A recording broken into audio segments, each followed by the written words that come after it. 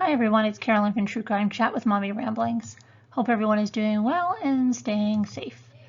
If this is your first time with us, we would love to have you as part of the best community on YouTube, so be sure and please click the subscribe button on the bottom corner of the screen.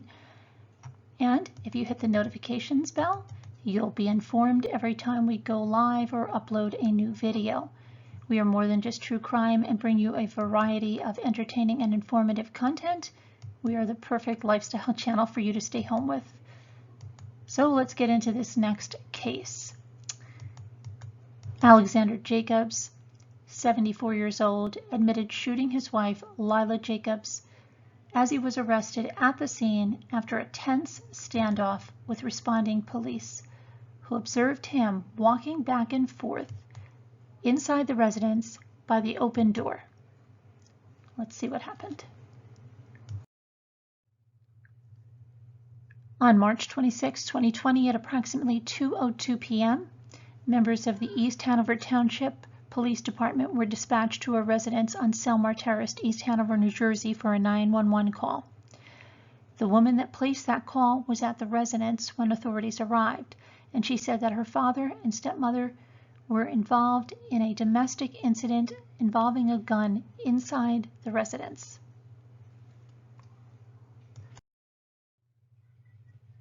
Alexander Jacobs could be seen pacing back and forth in front of the open door as there was a tense standoff with authorities outside the house. Alexander Jacobs later exited the home, located at the end of a dead-end street near Hanover Park High School. He had the handgun in his right hand. He held it by his side. While he was still holding that handgun, he continued to walk straight ahead towards the officers, who then ordered him to drop the gun, which he did, onto the front lawn. He was taken into custody, and officers said that he admitted to them he killed his wife. He was charged with first-degree murder. The gun is believed to be the murder weapon, the Morris County Prosecutor's Office said. Investigators went inside the house where they found the body of Lila Jacobs with a head wound. She was in the living room area near the back of the house. An autopsy is pending with the Morris County Medical Examiner's Office. Jacobs was charged on a warrant complaint and taken to the Morris County Correctional Facility pending a court appearance. Additional charges include possession of a weapon for an unlawful purpose, a crime of the second degree, and possession of prohibited devices, a crime of the fourth degree. When detectives from the Morris County Prosecutor's Office and the East Hanover Police tried to conduct a video interview, Alexander Jacobs once again confessed to the murder, saying, "I understand and I accept that I killed my wife," before detectives were able to read him his Miranda rights for the interview. Jacobs then invoked his rights and the interview was terminated. As of Friday, Jacobs was being held at the Morris County Jail pending a court appearance.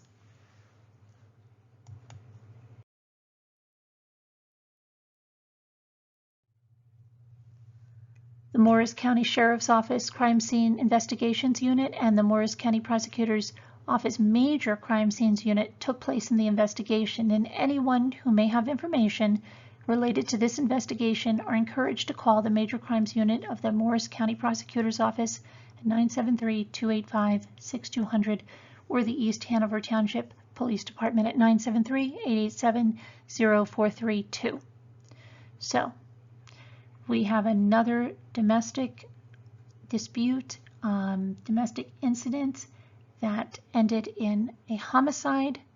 We're seeing escalations in cases of child abuse, ending in homicide, many of them.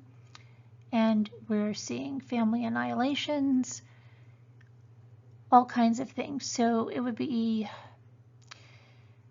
interesting to see what the rate is and how much it's risen. Does it have anything to do with the staying home during this time? Are people going stir crazy? Are they reacting to the stress or the changing world or whatever? Are they just getting on each other's nerves? I don't know. But it would be something I want to look into. On that same vein, I know many of you have come into the lives and have expressed anxiety and depression and a lot of feelings all about what's going on in the world today. And it does evoke those kinds of feelings in many of us. Sari Shares, one of our great community members, sent me a wonderful article the other day, which I read in a live. But last night we had someone in our community that was expressing severe anxiety. And I thought, okay, I'll read it again because it is that good of an article. And we had different people in our live. And sometimes things get lost in a live because we cover a lot of stuff in our lives. So I read it again. And the same response, you know, the last time I read it, I had emails saying they were so glad that I did that. It really helped them. It was what they needed to hear. Last night was no different. I will be putting that into its own video so it's easy for people to access, because I think people could go back to it over and over again because it's got some great coping strategies in there. So if you missed it, you can go back to last night's live and you'll see something about anticipatory grief.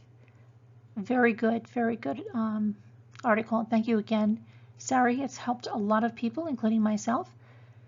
And please reach out, you know, we have a great community here. Come to our lives so you can connect with others, not feel so isolated or alone. We're here for you. God bless and stay safe. I'll see you guys soon. Bye-bye.